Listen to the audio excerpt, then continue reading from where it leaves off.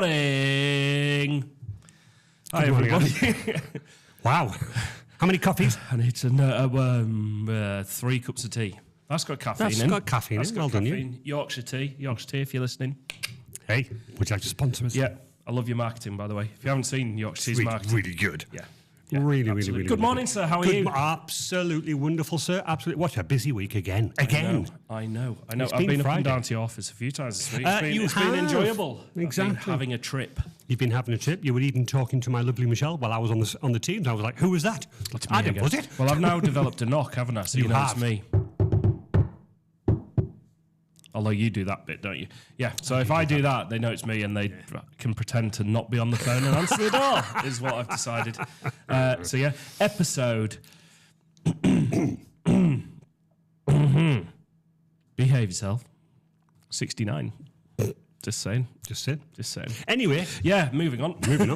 Yeah. Can I ask you to read the title of my piece of paper, please? I don't believe it. I don't believe it. I was watching one. I was talking about One Foot in the Grave last week. Yes. What a Yes, program sadly, I said to Alina, look, I don't believe it. She went, what? Yeah, no, absolutely. Far gone. too young. Fantastic. Luckily, the other Adam, the better looking one, he went, Victor Meldrew. I went, good. That's the one. That's well the done. one. Well done. Exactly. Yeah, you learnt something today, Alina. Exactly. But yeah, so we've been looking at devices, haven't we, together? And then also just sort of going, right, policies. What are the policies? What are we doing with things? And then I've had... There's an app on there that will remain nameless for now, but I have ranted a little bit. So today is a bit of a, I want to say rant, but it's not directed at anyone in particular. It's kind of going, here is the standard, and here's why. I know, absolutely. And I think I said to Michelle the other day, when we run into these types of problems, Adam, it's actually not meant with any maliciousness. It is just purely people with the greatest of respect, not understanding, the consequences. And that's what I keep saying. And when you explain it to them, they're horrified. They're like, oh my gosh, I never realized. But obviously they're doing their best to move on in their job, but absolutely just not really thinking about it, from the business point of view from a good point of sense, good business. 100%. And it's a case of when it's kind of, stop the train. You're looking behind me. Your eyes just looked up. I did. Your eyes looked up because I was thinking about Sorted by Sam. It's fixed. It's fixed. Sam, if you're listening, it's fixed, honey. It's now as straight as an arrow. I did send... So what we're talking about there, if you don't know what that is. People are, what? Yeah, so Sam was on... Have a listen. It's brilliant. Sorted by Sam. She's really good. She sorts stuff out. It's brilliant. And it's much... Did you bring the Lego in? One of the stories was she reorganised a box of Lego back into its sets, original sets, which I took on weeks. Can't even imagine. Anyway, I said to her, what was the thing that stood out when you came in here? She went, I've been sat on your side of the table, and all I can see is that the curtain rail. Now, on camera, you don't see it because it's the curtain, but to the guest, you see above. And obviously, we've got to suspend the curtain somehow. And we have the curtain there because it covers the window. There's people walking past. It's for respect, privacy, eye line, so it's not distracting. £140 later. Wow. Do you know how? And this is what. This is what. Yeah. So we were using a photography backdrop. Yes. Full extension on the rail to do that. This is a pipe and drape setup. Right. So there's a big solid base on it, and we'll use it.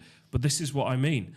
This is the money that we have to spend. I don't believe it. Yeah, just to put up a curtain. And there's my first one. Yes. People don't always understand, especially in my line of work, what we have to spend money on, what it equates to. 140 quid. Yeah, somebody was asking me about, can you That's wipe... minus the VAT, by the way. Oh, yes. Can you securely wipe discs? And I went, yes, I purchased a £500 device. And they went, £500? Yeah. And I'm like, yes, but it does it to government standards, and it spits out a certificate stating that I have successfully wiped the drive. It's the right thing to do, but that was £500 out of my bank account. Absolutely crazy, isn't it? But it's the right thing to do. Yeah. That was the right thing to do, my friend. Yeah, and all for the guest to not see a slightly sagging curtain rail. Yeah. That was Sam's never coming back on the podcast. She is? No, because I've done it. I sent her the picture, and she wants said to come very back about pleasing. AI as well. Yeah, so That's another rant. While we're on, spent 140 quid on a metal bar. But Elaine, I can use that on ask him events. how much Adobe is. Don't don't do that. But yeah, so I suppose the first rant of the day is the hidden costs that people don't see in business. No. The reason is it does look better walking in. How quick did you notice it? Did you notice it? I noticed it when we sat down and I started the podcast. As you were doing whoa, I looked up and I went, he's done it. He's done it. He's done it. So there's a big metal base at the bottom. I could take I'm going to have a look. Yeah. By the way, I do want to add, last week you obviously mentioned and we touched upon the fact that you pay for the Teams version of Adobe so your customers don't have to. I walked away from the podcast and looked up the cost of the Teams version of Adobe. Oh, my God. Yeah, so this is not the Microsoft Teams version. No. This is the Adobe version for Teams. Oh, my gosh. Yeah. Wow. Yeah. That's £140. And a bit more. And a tiny bit more. About £60 more. It's ridiculous, my friend. Per month. Absolutely. Per month. Yeah, £200 a month. But it's the right thing to do. But again, hidden cost. And then I get, can you just Photoshop this? Or Alina, can you just do a quick edit? And you're like, in order to have the software on the right licenses, might I add? And people could go, well, why don't you just get one and do this? The problem is software as a service. That's what everything is now. That's like your Netflix. So think of your Netflix as a TV series or movie as a service. Like you pay a subscription, you get access. Adobe and the other software packages, Teams and Office 365, you pay a monthly subscription, you get access to the tools, right?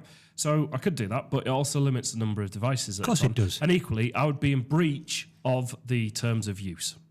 So, yeah. Yes, indeed. £200 a month in that. That's what I was like. I was like, ouch. Times that by 12. Goodness me. Times that by 8.5 years. Yeah. So, well, we haven't had because we didn't have Alina, I suppose, if anyone. No, very detail. true. But there we go. So, yeah. So, second gripe. Other hidden costs. Other hidden costs. Could you just Photoshop me out? Like, yeah, with my £200 a month subscription, I can. Of course, not a problem. But that's why it doesn't cost £10. Yes. To the client. No, absolutely. So there's another hidden cost, but absolutely right. It's interesting. So, where do we start, my friend? It's a long list. He has kindly developed a list. I have musings in my head, and you actually captured some of them quite nicely. Thank you. So, the device thing, this is where we got onto it this week because we're looking at IT policies. The thing we're seeing collectively, and I've literally told someone this the other day about it, and it's when you've got a device for a business. First of all, if you're running a business, you should have your own business devices. You 100%. There are scenarios where if it's webmail stuff, web-based, not webmail, web-based activities, and people may be supporting something, they could log in online through their own device, and that's it. As long we as have no that data a lot, my friend, because we work a lot with charities and they have volunteers. Absolutely. And it's not cost effective to give them a business laptop, but even that, there are so many things that I've been speaking to my customers about when they are volunteers, and I'm like, oh my goodness, I never thought of that. But the difference that I see in this is a volunteer organisation. It could be a charity, whatever, not-for-profit, social enterprise. If people are volunteering and doing those things and working on their own devices, what I've found is, especially with a committee-type scenario where the committee changes, a lot of the committees that I'm seeing, and I've literally had talks with a completely other committee I've never mentioned on here at the moment, and they're all using their own email addresses. Now, the problem with that is, Andy's biting his hand. The problem with that is that if that person leaves, the inbox goes with them. He's doing the hand. The inbox goes with them. So yes. in terms of them working on the business, brilliant. And things don't last forever. Yeah. Everything comes to an end at some point, and that could be someone's involvement. That could be the business itself. Or just change of personnel, right? Yeah. So if you're doing everything on personal emails, I'm like head in hand, because it's like as soon as that person goes, they do it. Also, as soon as they leave and they're no longer involved with the organisation, they shouldn't have access to the information that they have. That should be all handed over, intellectual property of the organisation. So yeah, that is my first and biggest, and that is one of the things that I come across all the time. It's absolutely 100% right, my friend. So this charity that I work with, literally one of the trustees, shall I say, can you place a forward from my business charity email address to my personal address? No, I won't. I'm sorry. Do you not know who I am? I'm really sorry. Do you know who I am in terms of I'm Andy. No, but it's like, I absolutely understand. Please forgive me. And I explained exactly what you've just explained. And they went, do you know what? I'm going to rescind that request. You are 100% right, Andy. Thank you. And I'm like, that's okay. I wasn't coming across as being arrogant or anything. I said, please forgive me, but let me explain why. Facetious. Yes. That's a good word. Thank you very much indeed. But people often think you are being facetious when you say that. And I hate doing it. I say it all the time. Absolutely. I'm really sorry, with respect, and you say all the right things, but the great news is he understood and went, nope, you're absolutely 100% right, Andy. So there's the organisation talked about, they've got a page within a community thing, and a community site, and they're like promoting this is us, and there's a contact form that goes to them. That's fine. Yeah. They could do that, an agreement and all that sort of stuff, so that's fine. I've then gone, actually, we want to look at our booking system. Can we put that on? And I support this community website. And I'm like, no, not in the current, from a data protection, GDPR legality point of view, if I wasn't advising them, I'd be, I wouldn't be doing due diligence. And I'm like, as soon as you start taking bookings and things like that, you need it under your own thing. Of course you do. Also, don't you think you should all have your own email addresses? Also, don't you think, because you know that if they're doing anything online, you need a payment merchant. Oh, can I lean into this? Right. This was not a list of anything. No. So the other one I've had in the last few weeks is... Please, excuse me. No, it's all right. The other one I've had in the last few weeks is I want to take online payments or online donations. I've had both. Right. And then I've gone, cool, right. If you want payments, I'm usually saying Stripe or PayPal or whatever you want to do, but they could do it. And then they go, we want a free option because a card... provider, merchant, takes a percent, they take a percentage. So Stripe the other day was 1.5% plus 20 pence per transaction. Yeah. Right? And everyone looks at that as if it's like £200 a month. Yes. in terms of that. So they're immediately put off, and I get it because they want, especially if it's charity, they want money coming in as much as they can. Now, even things like Just Giving charge fees because how else do they run the organisation? So then I end up sitting and waiting while someone goes off to explore for free payment. I've not found one today. Do you know one? No, not at all. Because how can they provide the service? They've got to do something to provide the service. Yeah. We're all in business. Yeah. So I'm like, as soon as you come onto online, it's not just a BACS transfer. And I'd definitely not advise putting your bank details. That was the other one. Or maybe we just put our bank details on the website. I was like, no, absolutely not. Don't do that. So yeah, that payment merchant. I'm like, all the correspondence from the payment merchant needs to go to, ideally, an organisational email, not just Bob. At gmail.com. At gmail.com. Yeah, sorry, Bob at gmail.com. But do you see what I'm saying? Yeah. It's like you need it to go through official channels. And then you've got financial requirements, things like that. So say if you got audited by HMRC and you need to provide evidence, and say if your finance person's moved on, you've got it in a central place where you can then work with that. What I'm finding is a lot of my charities, and they do understand this, is they need to pay for certain things in terms of security, data, etc. What they do and do not realise, so there's a bit of a mix there, is that there are a lot of opportunities, shall we say. So Microsoft, if you are a registered charity or kick, you can get some discounts. Google offer you some discounts. There is the great website Charity for Digital Exchange, where if you are a registered charity, you get huge discounts on software.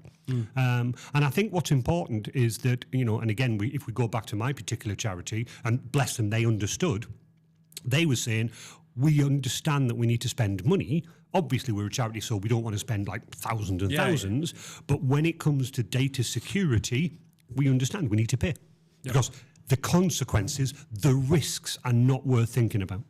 So everyone's got devices. That's not the end of the thing, is it, Andy? No. Is it, Andy? No. As our anonymous example will show. Honestly. What's this about Windows 7? So we had a customer, this was late last year, but very similar. They installed their work email addresses using the Microsoft license, and they basically downloaded it, installed it, and then when I noticed, or looking to in the Microsoft 365 tenancy, you can actually see logins. Yeah, which machines. Which machines. So as my due diligence, as of that, I regularly run these.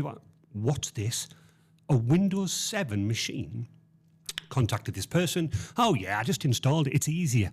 but it's not supported. It's fine. What does not supported mean for those that don't know? It basically means that the Microsoft Windows operating system, Windows 7, no longer receives any security or critical patches. Everybody remembers the WannaCry. Even though Microsoft had stopped supporting Windows 7, the WannaCry virus was so bad, they released a patch for Windows 7. Okay? They made the exception. They made the exception to the rule. If you run a device, and I mean Windows, Mac, phone, your iPhone, whatever, if it's no longer receiving security patches, you are at risk. And we've said this before, Adam, we are not in the case of scaremongering people. All I ever do is go, but it's not supported. If it gets hacked, if it gets a virus, you've got the business emails on that machine, and therefore you're putting the business at risk. Yeah, 100%. Never thought of it like that. And again, not malicious. Yeah. He just didn't have the money to upgrade, didn't want to upgrade. The problem is you get a virus, you get hacked, anything like that. It's a hindsight situation. Of course it is, my friend. So it's about maximising. So is rubbing tomato ketchup in your eyes. That's hindsight. That's terrible. That was really bad. That needs to go away. Sorry. That is terrible. Yeah, and then the other one is where you're saving documents. Now, people, yes, we are ranting here. Yes. So I don't believe central filing system, and that can be in the form of, a Dropbox, a Google Drive, whatever you want to use. Whatever. That's fine. We're not in for that, but you need a central backed up. Do you know what I said yesterday? What did I say yesterday? Thinking. He's thinking. I was on about training stuff, and I was like, do you know what? We need to create a training suppository. I can tell you where to put that. Yeah, and Adam looked at me funny, and I was like, that's the thing you put up your bum, isn't it? You meant a repository. A repository. So a filing repository, not a filing suppository. Yes, exactly. I'll just roll this piece of paper up. Yeah, exactly. I know how to put this. So there we go. But yeah, so obviously central system that is backed up, not isolated to an individual device. Again. Passwords. So, took on a company 3 years ago. Onboarding, you know what onboarding means. It's when I come on, look at your computer and I onboard it. I look at the legality of the software, look at the password structure. Anyway, bearing in mind that this person was the accountant. Okay? Can I have your password, please? Yes. W? I went, yeah, W. And she went, no, that's it.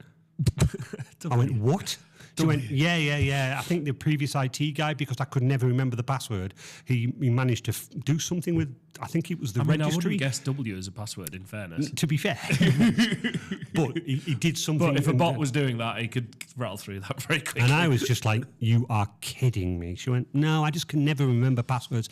I'm really sorry, that's not going to be your password from now on. Oh, but I can't remember passwords. We'll make a password you can remember. WWW. www. But big word, little word. Yeah. But what I'm getting at here, Adam, is that this is also the case of when we look back at BYOD, bring your own device, use your own device. And specifically, in hindsight, mate, using your words, it is always about charities because obviously they're trying to do things.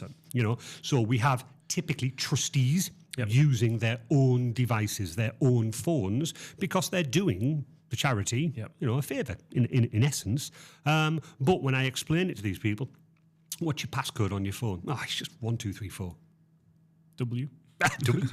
So, again, nothing malicious, but then I explain, okay, let me steal your phone, and the first thing that I'm going to do is 0000 1111 1234. Oh, I'm in. And he went, okay. And I said, now, ignore the business. I said, do you have other stuff on here? He went, yeah, I have all my personal details. I have all my notes. And I went, yeah, exactly. And again, nothing malicious. It's purely because, let's face it, humans were lazy. Yeah. We don't want to get put things. Two-factor. Somebody asked me the other day, can you remove the BitLocker from my laptop? No. I refuse point blank. Why? It's just a pain. No, it's not. It's there for security. BitLocker encrypts the hard disk if people are wondering. Yeah, exactly. And it forces you to enter a 10-digit character code on boot up. 10-digit code. 10-digit code. Data, right. I've touched on some of this. Oh, yeah, I've emailed a finance summary spreadsheet to work on my home address. Again, So I can work on it at home. that's a nice thing to do. Yep. But then you go, It's a bit different if you're working on your own device and that, because all it's about is agreeing. And I think this is the thing. We're not saying everyone has to, volunteers, all that stuff. gosh, they can use their own devices, but you need a policy in place and actually brief people to go, you're going to log in securely using a secure password, using two-factor authentication to get into your thing. Yeah, absolutely. And then you can work. You will not. All files need to be saved in that central area. 100%. You will not email any document outside of the business domain to your personal bob@gmail.com, because I can't control, and this is another thing, this is one of the things that I do try and get across to my customers. When and if, and I hate to say this, you get a security data breach, I have no control over bob@gmail.com's password account. I don't know what it is. You could have the password as P, never mind W. And I see it with people who've got, even Google business listings and stuff. So say, I see this business, they go, oh, well, I didn't understand what I was doing, so I asked someone to do it. But then they attach their Google business listing to a personal email address of the person that used to work at the company. And then it's an absolute nightmare to try and get hold of. You can request from Google ownership and all that. And I managed to do that, by the way. Oh, my goodness I managed to pull that over. Good. But obviously, you've got to think carefully and when you set things up in the first place. WhatsApp. Don't get me started Just on WhatsApp. do not get me started. My rugby team. I've just been added this morning to a. Let's have a little look. Let's have a little I'm look. playing rugby tomorrow. Oh, good. Did you win? Have you played We since? lost last weekend. Oh, Kit. Yeah, I'm sorry. Kit, come on, hand it over. I don't have it with me. Next week, I might give you a reprieve. Let me have a look. See, He's currently looking for the viewers that are listening. He's the looking group at was set up as I was coming into work. I've now got 11 messages on there since it was set up. So, 20 past. Yeah. So half an hour, 11 messages already. Just And that why, will Adam? rumble on. Well, Just so everyone why? knows that's the way we sort of do selection. And then everyone knows the details for that fixture and things like this. But clubs, community groups, they love a WhatsApp group, and we're not shy of one when we're playing rugby.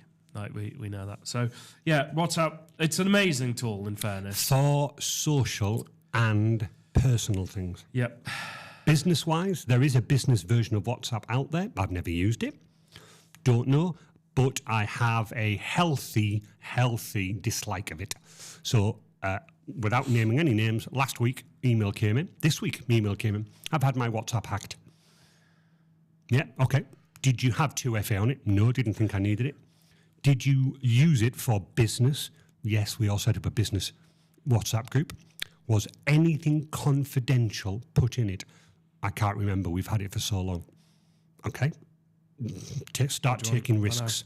Yeah, 100%. I just... So confidential, that could be you're just sending someone a password. yeah, please do me a password. I'm for your password. Gone. Yeah. It's scary, really. It is really, But really it's just scary. about how we do use WhatsApp with customers because they're on WhatsApp as well. But as soon as it comes to a request for service, extra services, normally it's, hey, we're on a site and here's a picture of us doing it. Put it on social media, please. Mm-hmm. It's the social element. But that's the extent of, or it'd be like, hey, someone's just posted, hey, when's the video going out? Yes. And it went out 5 a.m. this morning. Our fault. It was meant to be at 5 p.m. tonight. So, Adam, by the way, the video's out. Yeah, exactly. But, for quick comms like that. But That is fine. Hey, Adam, please can you send me my password for my account? No. What? Oh, yeah, that's right. Yeah. No. So there we go. It is absolutely. I'd like you to read my little scenario. Yep. Scenario 5 employers are members of a business chat WhatsApp group. Some confidential information is shared in the group. When the employees leave and removed from the group, the member can still see all the historical messages. Not the new ones, but all the history, i.e. the confidential information. And that is literally what happened last year. Yep. Business WhatsApp, we've left him, we've moved him. Can he still see all the WhatsApp? Yes, he can. Oh, dear. Well, why did you... You do have Teams, I know, I just don't like Teams. But it's confidential. Yep. I can remove him. He instantly loses access to the Teams and the confidential historical chat. Again, rant, I don't believe it. But unless these things happen, God bless them, my users don't understand. And again, I don't mean that disrespectfully. It's only when, as you said, something has to happen for them to realise and go, bugger. Yeah. after the fact. It's after the fact, It's mate, about, it's about agreeing it in terms of what we're putting out there.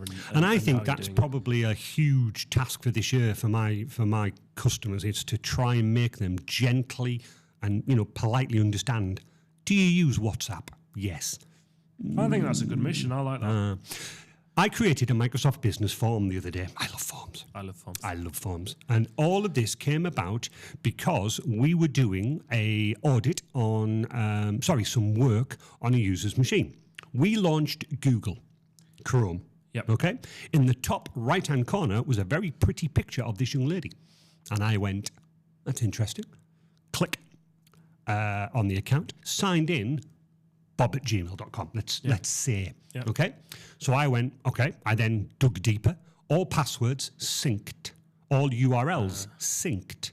Now, what was really interesting is I contacted this person, explained that I'd found this, and I'm not sure whether or not this is a story that you would go, wow, or a story that you would just look at me blankly. So let me continue.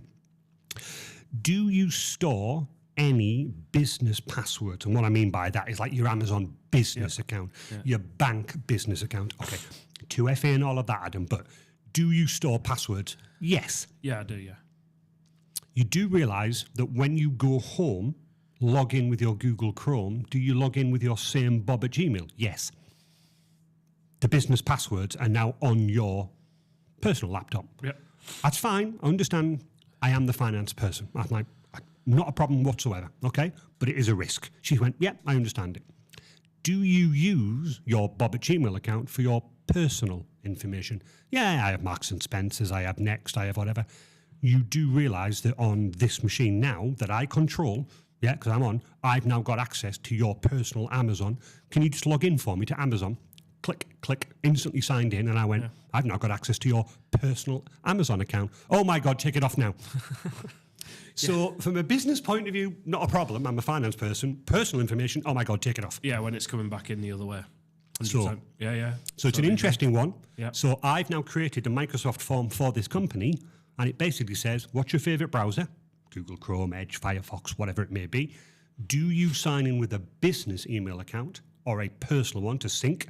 And then the relevant questions. Do you store business information? Do you store personal information? Yep. The results are quite interesting, shall we say. I think I can imagine what the result is. But it's a fair point. It's a fair point in terms of people having equally when they leave. I mean, the good thing is about access. If you've got your access control in place, if an employee leaves, you shut down the account, right? That's what we've done. Jess, bless her. Bless her, yeah. You know, she moved on to pastures new. So obviously her accounts have been closed down. Yeah. So what's interesting? If I didn't do that, in theory, she'd saved it on the Google. Yeah. So what we are doing for this particular customer, and it's only a recent customer, and we are now doing it as a thing for every brand new customer, is that we can register the Google Chrome browser in an organisation, and we can restrict the sign-in pattern to, let's say, hubspokemedia.co.uk. So you attempted to sign into Google Chrome with your bob@gmail.com, it would just go invalid domain. Adam Walker at Hubspoke, it would allow you, okay? And then instantly you've got that thing. If I lock out your account, doesn't matter, you've gone now. You've left. I've got a problem. Oh dear. You're going to love this. Go for it. So we've been watching The Traitors. Don't worry, no spoilers. No. But we were a bit behind and we've been catching up on iPlayer. And I went on holiday to Wales last year. We had the most wonderful time. And in the house, we logged into the iPlayer. And when I left the house, I hit sign out. Yes. They've clearly been able to sign back in without the part. Like, it's just loaded. Even though I pressed sign out. Like, I checked it, I did it. So now when we go in, it's like we've got a ghost watching our iPlayer. Do you know, like, Your Last Watched? Yes. Yeah, so Mrs. Brown Boys, a thing about Paris. And I'm just like, they better not get ahead in Traitors if they're watching that, because it's going to ruin. Now, this is not, there's no financial information attached to it. And this. No, but I would change your password. I have. Yeah, good lad. But they're still in. The TV, they haven't been kicked out. So I went to BBC, because normally you can go, tell me all the devices that are logged in, boot everything out. And I was like, I'll do that. No, the BBC don't have that feature. Interesting. Does Netflix have that feature? Because I don't have. Yeah, it does. Yeah, I believe so. Like you go into settings, log in, look, and you can say all devices, log everyone out. So why hasn't it? Probably because it's the BBC. Yeah. Like I don't know. Like I'm not sure. Yeah, like, interesting. So it's annoying because you're annoying. like, what have we been watching in Wales lately? And you're just like, oh my god. And I went and clicked sign out on the TV. Yeah. I didn't tick the box save the password, but it's just do it. It's just when they're hitting sign in, it's just doing it. So I've changed the password. Stuff is still being watched. I'm actually at the point where I'm going to deactivate my account and set up a new one. Yeah. Because I'm just like, I don't know what. But then I'm like, but if they've got, well, it'd be the old password, but I'm like, they could try and reactivate. I don't know. I'm just Isn't like, that crazy? so frustrating. Yeah, well, there's And another thing. the thing is, iPlayer wouldn't let us watch iPlayer. So, Without signing in. yeah, so, you know, we're all an on-demand culture, but also if you've got kids, quite often you end up going, right, we can't watch this when the kids are here, partly because So, a bit of advice for you. Have you heard of a throwaway email account? yeah, it's mine at the moment. so there we go. Yeah. Create yourself a brand new Gmail Outlook. It takes seconds to do and then never use it again. Honestly, absolute frustration. Apple do that, don't they? They've got a setting where you can do that. So irritating. I don't believe it. I know. So if you're in the holiday home that we stayed in Wales, I hope you're enjoying Mrs. Brown's pies. Yeah. Anyway. That's another gripe. That's another one. So my other gripe about WhatsApp is that data privacy. You can't control it. It's whatever WhatsApp. Yeah, it can be forwarded as well. You don't know. You can't restrict what information is forwarded. Companies, including myself, have no control over WhatsApp. Imagine somebody's phone gets cloned or stolen.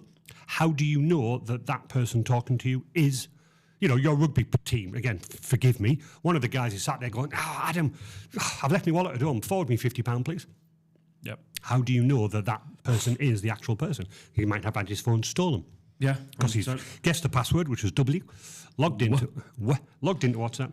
The other thing that's quite, not scary, but is interesting, is that if you, as Adam, had done something or had your phone hacked and you violated WhatsApp's policies, they could block you. You're instantly out of that group and you can't join ever again. Microsoft Teams, I can fully 100% control. I love Teams. I love Teams. Adam, bless him, the better looking one. Yeah. He was chatting to me this morning, saying, "Oh yeah, we're moving over to Teams." He went, "Oh, shifts, I love it." Oh and yeah, I went, that was me. I was going to say that was me. Oh, wow, working with that. You've enjoyed shifts, haven't you, Alina? Yeah, nodding away there. Yeah. So it's funny though because I haven't put the shifts in.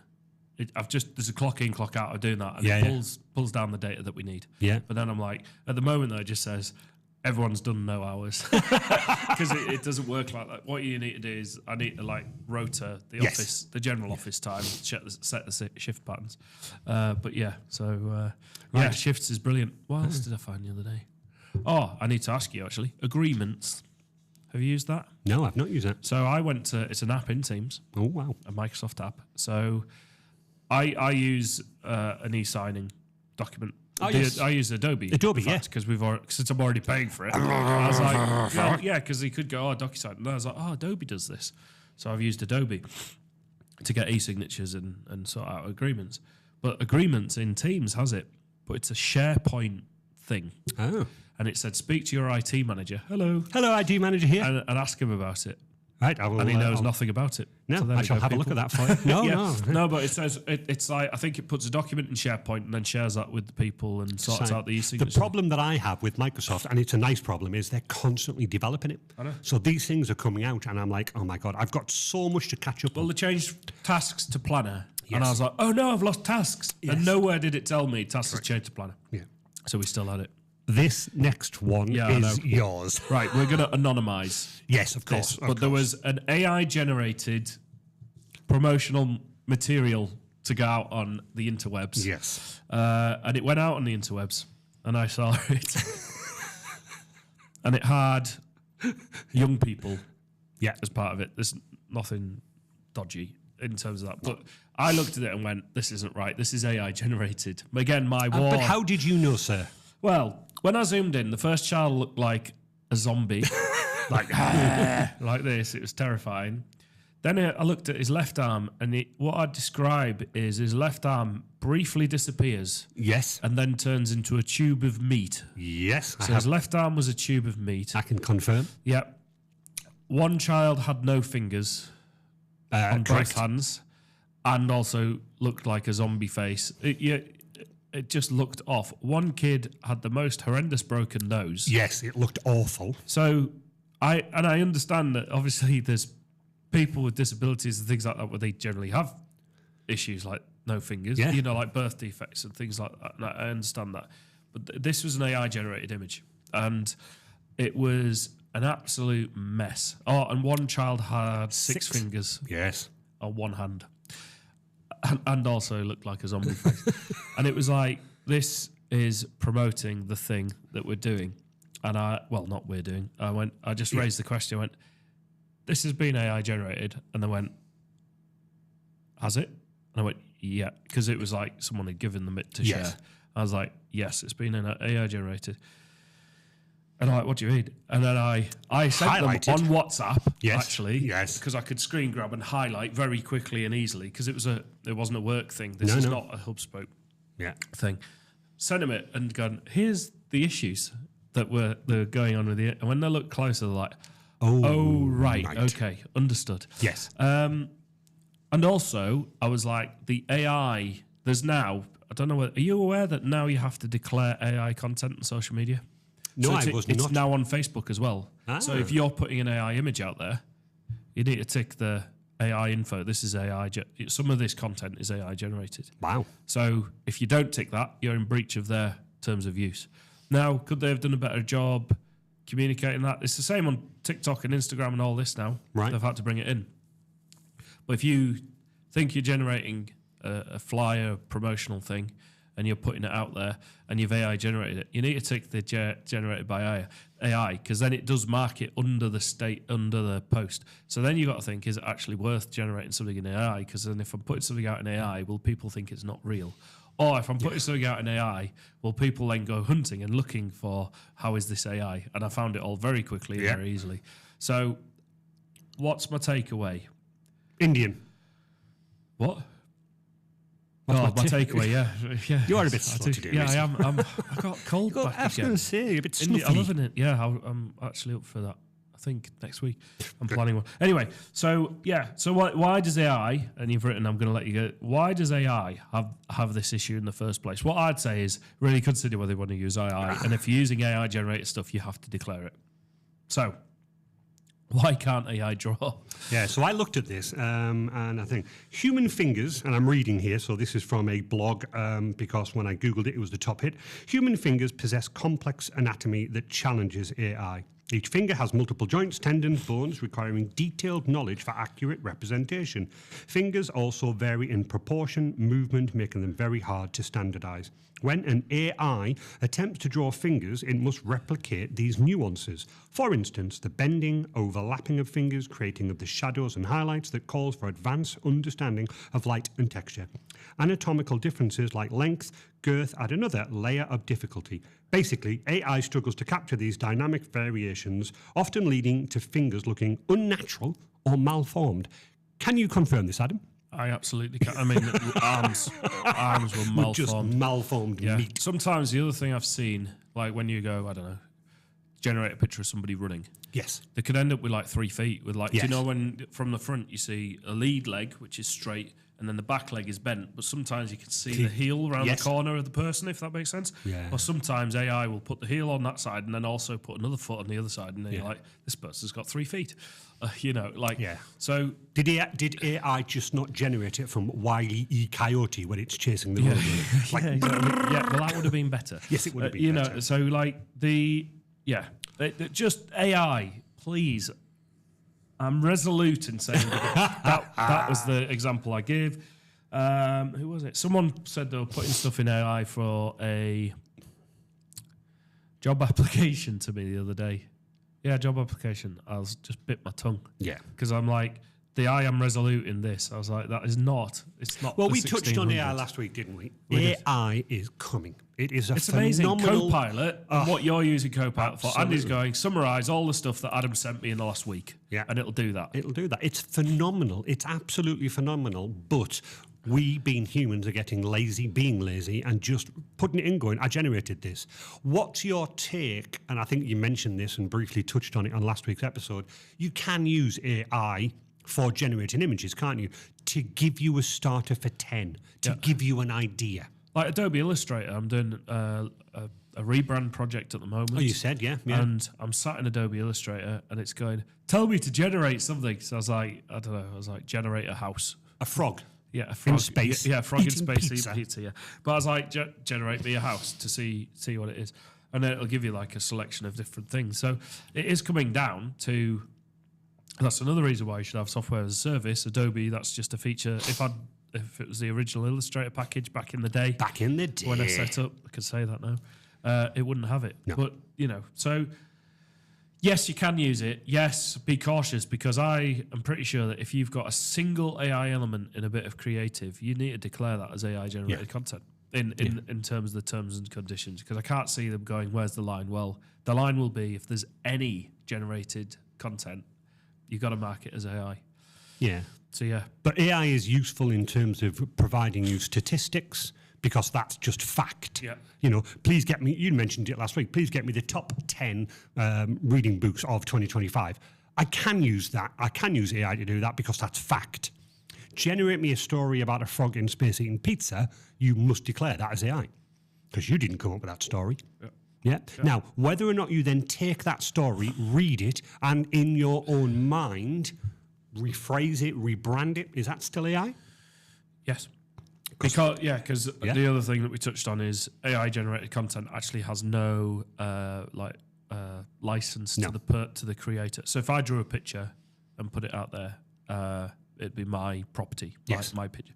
If I generate it on AI, like these zombie children, actually anyone can go, that's a good zombie child. I need to promote that for my Halloween event. Yeah. That would be more appropriate. Look at his meat arm. Look at his 6 Yeah. fingers. Yeah, so it's like, we could do that. Like, their faces alone look terrifying. They do. But yeah, so you don't actually have any rights to it. You've got to be so careful. AI is fantastic, but it's not a catch-all. The other question I had is, well, could they just take images that are out there on the internet? And I'm like, no. No. Because then it comes back to GDPR, and I sound like a broken record. Andy. Yes, sir. You take my photograph. I consent for you to take my photograph. You're like, can I use it on my website, marketing materials, this, that, and the other? You go, yes. Social media, etc. You do that. Great. Alina then goes, I need an image of Adam with a laptop or someone with a laptop. Tell you what, I'm going to go to Andy's Facebook page or website. Facebook. I'm going to save the image, and then I'm going to put the image on. Alina's going to put the image on her social media or website to promote her thing. Now, Alina doesn't have a leg to stand on because I've consented. Yeah, exactly. I've consented to you to use my image in that sense. Now, people could go, but will people challenge it? Well, if I wanted to challenge Alina in this case and say, take my image down, if she doesn't, she would be in breach of data protection. She doesn't have the consent, the permission to use my image in that way. Yeah. The other thing people they come back to is, what about stuff on the high street and this, that, and the other? And this is where taking, because we could take photographs. I could be filming Alina on Dallet High Street talking about editing, for example. Sorry, I'm getting very choked up. It's a beautiful story. Yeah, not choked up that way. Oh, right, okay. But I could be filming Alina and public are moving behind. That's fine. Like, in terms of I'm using Alina, that's background. You are in a public place. Yeah, but I'm not using it to promote my image. Being in public. But I can't just then be taking photographs of people in public and going, here's my business, like using their image to do it. If I'm drawing narrative on a public event that I've done, that's different. Yeah. Like that comes under sort of journalism, public interest law. So be careful is probably my takeaway. And then if you do go to AI, be even more careful. Be even more careful. So yeah. All right, social media. Allocating your business social media account to one of your employees with their own personal email address. Yeah. That's what not to do. 100%. So we have one of my customers, bless, Instagram account. The person that was in charge of the Instagram account has now left and will not give up their business Instagram account because they fell out. So they go, you can't have it.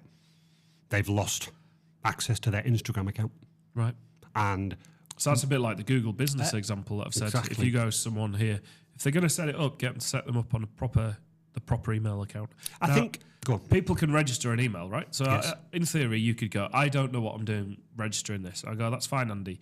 I'm going to register using your email address. That's correct. We'll set a secure password, which I need to know because I need to get in, and you need to know so you could get in. But then when it emails you the verification, can you just click the box to verify the email? That is the only bit that you need to do. And then if that person moves on, it's attached. If that person changed the password, well, they can't because it's attached to your to me. So this scenario, again, I want to make it absolutely clear, it was never done maliciously. At the start, this company didn't have an Instagram account, so the employee went, hey, I'll set one up. I think it's useful. I think we need it. It was absolutely the right thing to do, but that person then went and set up the Instagram not using their business work email address, use their personal one. Do they know? Do they still have access via the password, or has that been changed? No, it's been changed because they've fallen out. See, I have managed to, with one client a while ago now, you can go in and change the email address if you've still got the password. But no. So, because, and that wasn't, there wasn't any maliciousness, whatever like that. Yeah, they just moved on. So I was able to support the client using their email address to then register the new email address to the account. Yeah.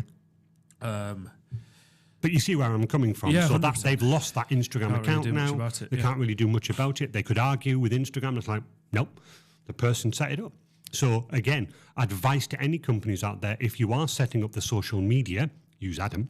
Alternatively, use a work email address. How people access through us. So we've got social media management software. Yep, you have. Very good as it is. What we do is I get myself in. Yeah. And some of the ones you've got to, use, like we've got business accounts that we log into and get access. Then I share access into our social media management software. I went into my Facebook Resilient account, and you have legitimately got access to it because you run my social media. But if, God forbid we never would, but if we ever fell out, my friend, I would go into Facebook and quite legitimately I would go untick, and you would say, that's fine, Andy. Yeah. To be honest, I do it to myself. Well, exactly. When we finished with the customer, you disconnect yourself. Absolutely. Because it's the right thing to do.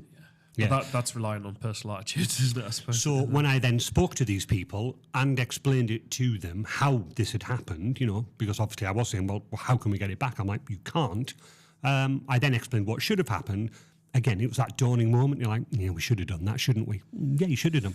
Hindsight again. Yeah, but it won't happen in the future. It won't. To be fair, it will not. The downside is that Instagram account had gained a lot of followers. Yeah, I know someone else who went through a similar thing, and we were working with them, and our starting point was maybe 150 followers. Yeah, and they were like, "How quick is it going to build back up to a couple of thousand?" I'm like, "Mate, this is knocking nails in every day." Yes. Absolutely right. Building it. It's not, guys, people are so focused on follow accounts. In some regard, don't be. Because actually you can have a really well-functioning business and have a really engaged following. I remember one of the episodes where you were looking at somebody's social media account and they had something ridiculous, like, 5 million followers. Yeah. Totally false. Just don't believe it. No. Because none of those are interacting. There's bots. Think of it as your social, as your social network. So that's what I was actually going to say. Think, do I have 5 million friends? You don't have 5, do you?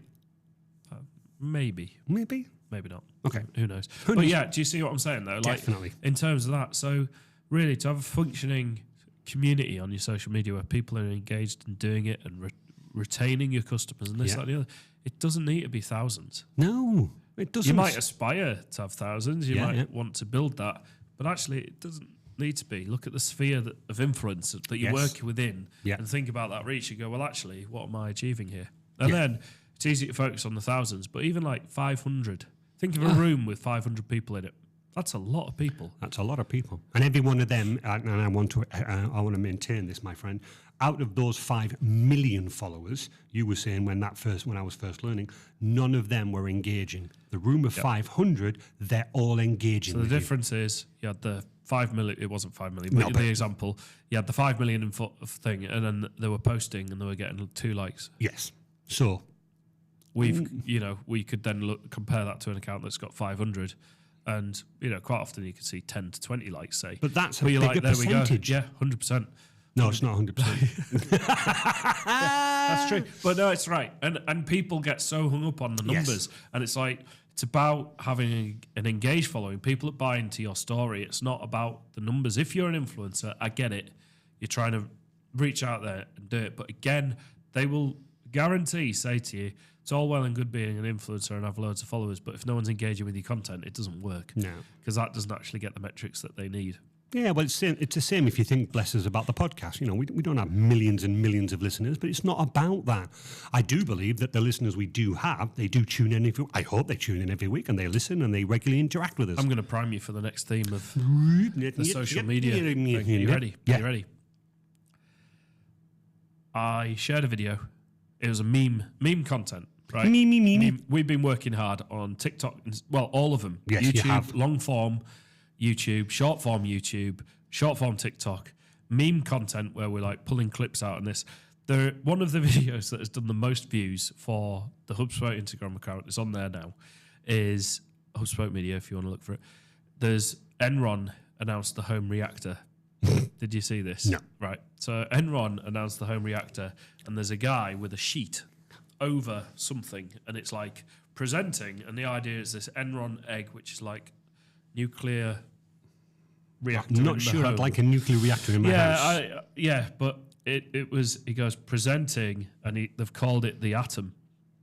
Right, okay. But in an American accent, sounds quite close to the atom. So what I did was I clipped the content, remixed it, and as he pulls off the sheet, he reveals me. So can I have a just playing it to Andy now, everybody. Right. Hello. So what I did was I pulled essentially a black t-shirt off my head. It's under a black sheet. I pull it off like he's unveiling it, and I'm like, hello, and that's all I do. Right? Silly. Yeah. How does that promote marketing? How does that do this? Well, actually, we're trying to show that we're keeping up with trends and ideas and what we're doing. That video, 1,600 views. 7 now, because you just viewed it again. Yeah, 10 likes. Well, there you go. Right, short form little piece. Me doing my start of the year announcement, like we're back in 2025, 14 likes. Yeah. Take that. 216 views. Watch time 40 minutes. Like, people have watched it, people have engaged with it, and people have done that. But do you see, social media, what I'm trying to say is it's more than just the following. Oh, yes. But I've done that content, I've remixed it.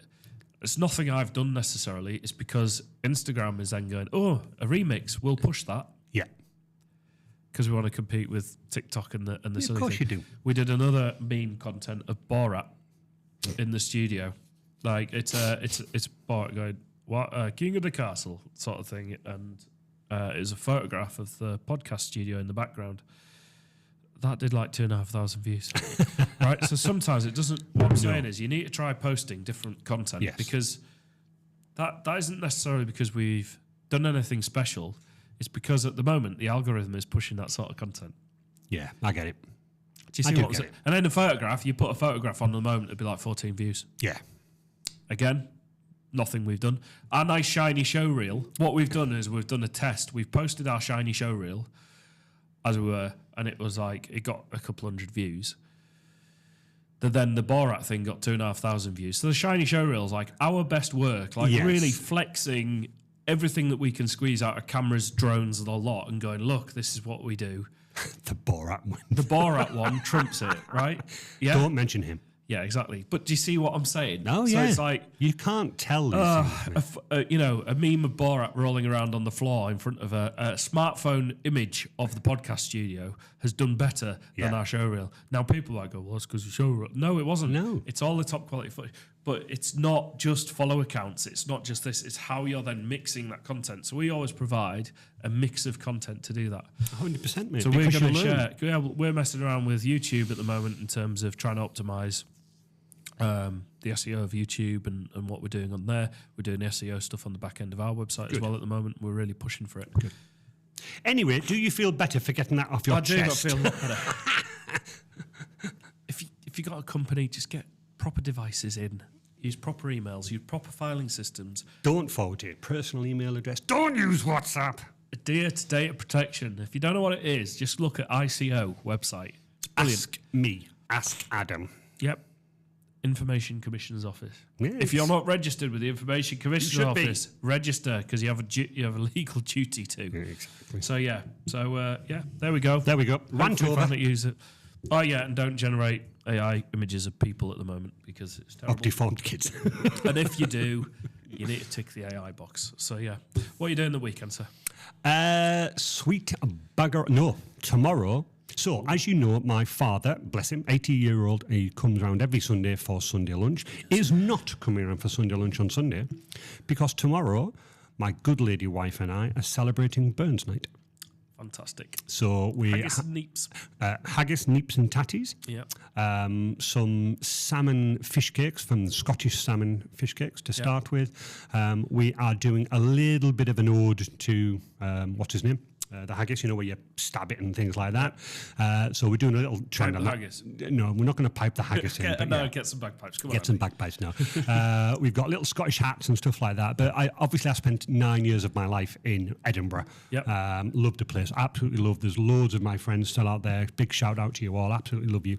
And every year we've done it. But this year we thought we'll do a little bit with my father. So he's tasked with bringing around the Scottish whiskey. Oh, well, there you go. And then we shall have a little Scottish whiskey with the haggis, neeps and tatties. Sounds lovely. Perfect. And then we're going to go into the front room and we're going to... Dad said, are we going to do anything afterwards, Scottish? And I went, yes. Thinking quickly on my feet, we'll watch Billy Connolly. And he went, great. I was like, okay, well, there's the irony. So we're going to watch a Billy Connolly concert. Well, there you go. Because he's hilarious. Billy Connolly is brilliant. He's brilliant, bless him. And then Sunday... a bit more Dying Light. I'm well into my Dying Light. I've maxed out on everything and I'm now in legend mode. You said you'd join me, but you still haven't. Yeah, I know. I've been a bit busy. You've been a bit poorly. No, this kicked in last night. Did it really? Yeah. So, what about your weekend, sir? So, rugby. Yeah, a bit of ruggers. You better win, otherwise tomorrow. I definitely want my kit back. That's my plan. Bit of ruggers, and then easy Gladiators on the TV with the family. So we'll be watching that. Nope. Absolutely. So that, and then Sunday the kids will have rugby subject to the weather. More storms now. Now the ground is unfrozen. We're now in high winds out there. And wet. Wow. So so we'll see. I walked out this morning with the bin. Friday is our bin collection day. Yes. And if I can just mimic what happened, as in pulling bin behind me, walk, whoa! Yeah. The bin got literally pushed away. I had to grab on with it, 2 hands. And then jam it in between. Yeah, but so wow. quite relaxed other than that, to be honest. Just going to go steady away. I do want to add a small point. Sorry, I apologise. Going back to work. We mentioned a lot last week about AI. Microsoft have released Copilot for everybody. Have they? Yes. So anyone can get it? Anybody can get it as part of their Microsoft subscription, even for free now. There is a big caveat. You are only allowed something like 20 credits. Yeah, there's a lot of this going on at the moment. So if you are a business owner and you suddenly find that the Copilot pops up, and this will happen with you, Adam, on your machine, because obviously you've not purchased it yet. Yeah. It will integrate into your Microsoft Word, Excel, and whatever like that, but it will limit you. And it will tell you when you then hit your limit. Are you resolute yet? Are you resolute?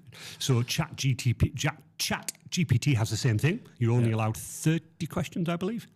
Right. Something like that. Yeah, they're bringing it out. So same with Copilot. So if it's out there, absolutely use it. Yep. Be aware it has its limitations, and you will eventually hit a limit. You're still looking for the professional version. I'm still using the professional version. It integrates so much better.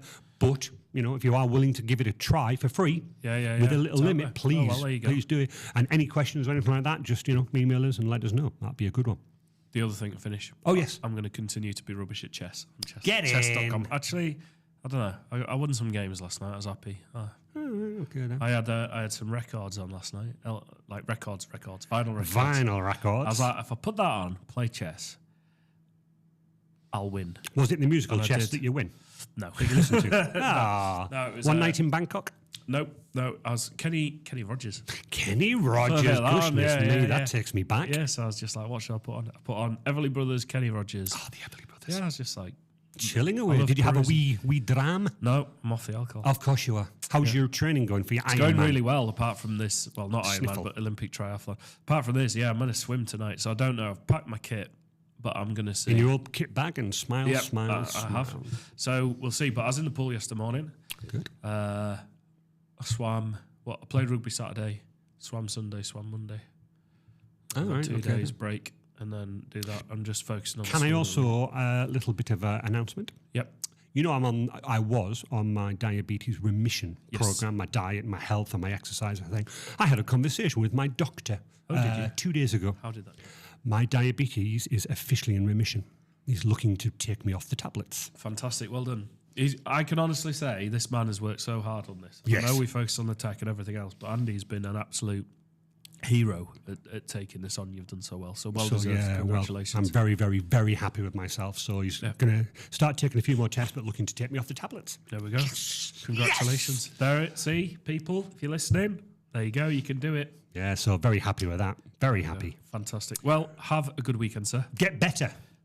Win tomorrow, otherwise I want my kit This back. cold thing is just above my neck. It's just in my head. So the bottom half of the rugby. Yeah, everything's primed down here. It's just trying to breathe. Do you think the rugby will go ahead? Because just to take the edge off everything, I heard on the news this morning that due to high winds, a council had closed a wood. Well, in fairness, there was a branch in my front garden this morning, so I could kind of understand where they're coming from. Potentially, we've played in wind. There's videos online where people have kicked off and the ball has gone 5 meters forward into the wind, then gone back over their own heads. But it can take effect. I think potentially, it can do. I don't know in truth, but. Basically, if there's danger of rugby posts falling over, then absolutely. But and that is the end of the podcast. It is, but it'd be more pitch conditions. All right, okay. Right, have a great weekend, everybody. Bye. Bye.